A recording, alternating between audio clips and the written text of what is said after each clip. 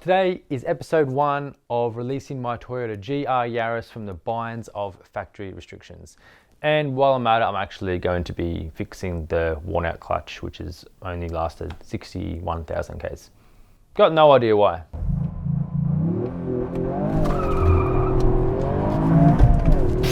F***ing my dog!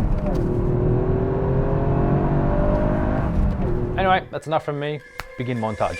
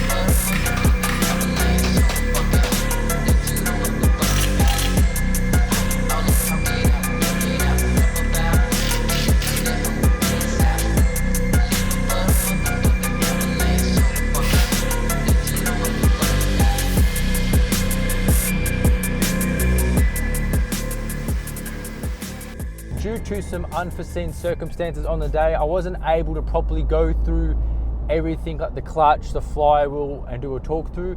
But it's been a couple of weeks now since it's all been installed, which is probably better because I have a better feel and understanding of the car. So we'll start with the clutch.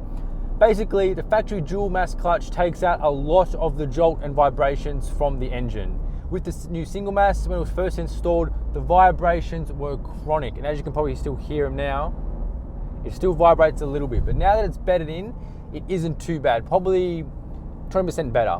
But the car is a lot more rev happy, and in conjunction with the aftermarket downpipe and mid-pipe, the car accelerates so much better.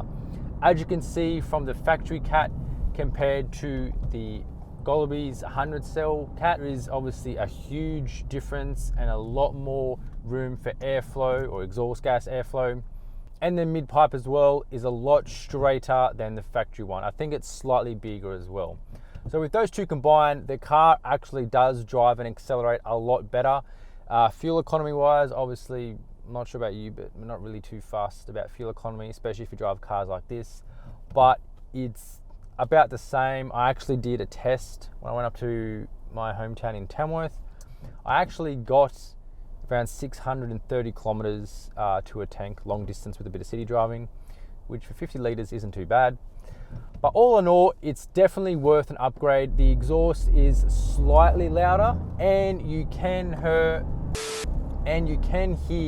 the turbo spool up a lot more on the exhaust side from inside the cabin, but also if you have your window down as well, you can hear it whirl up more than what you could with the factory one, because obviously, as you can see, the factory one is so jammed up. So if you own a GR Yaris and it's stock and you're looking to do something, obviously I wouldn't go pulling your gearbox out unless you have to. Leave the clutch until you actually start making big power if you want to.